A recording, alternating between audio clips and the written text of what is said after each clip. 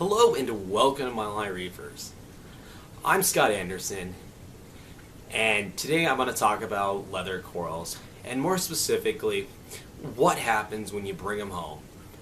When you buy a leather coral, you're going to bring it home and you're going to stick it in its tank, and the odds are it's going to just look like it's going to crap.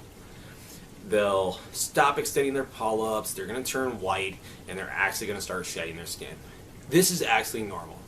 I've got 4 leathers in my tank, and all 4 leathers have done this.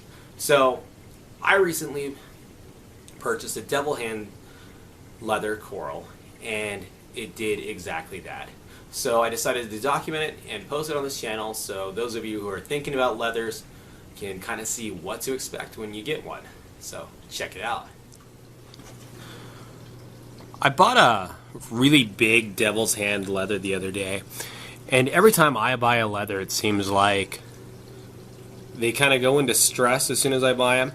And then a couple days later, they shed their skin. And this is perfectly normal. They always come out better for it. But every leather I've ever had this had this happen to it. This guy's shedding a little different than some of the other leathers I've had in the past.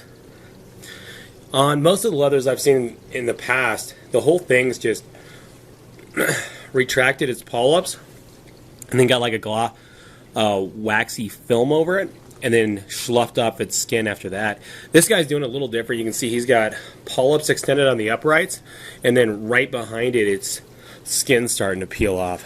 And that's completely normal.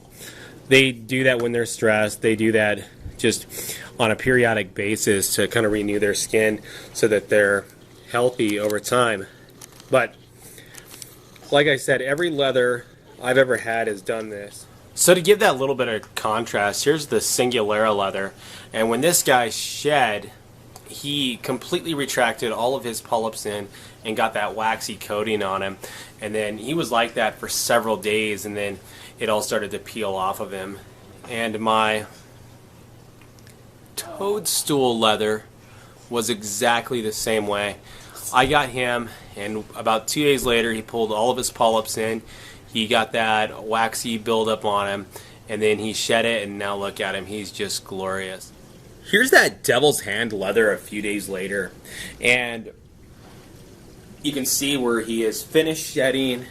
He's starting to extend many more of his fingers, for lack of a better word, up, and he's looking really good. When I bought him, he was more of a brown color with tinges of blue and green, and I apologize, you probably can't see that in the camera. My camera just doesn't do well in this very blue environment, and I can't adjust it out of it. But nevertheless, it's been a little over a week that he's been in the aquarium, and he is just looking great.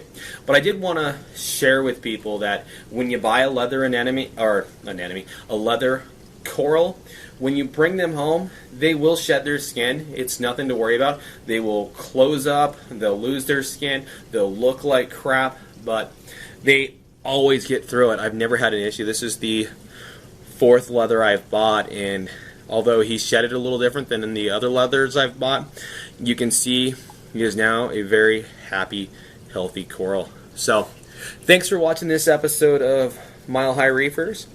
If you like what I do, hit that like button, and if you haven't already, subscribe to keep up on the many more episodes that'll be coming out.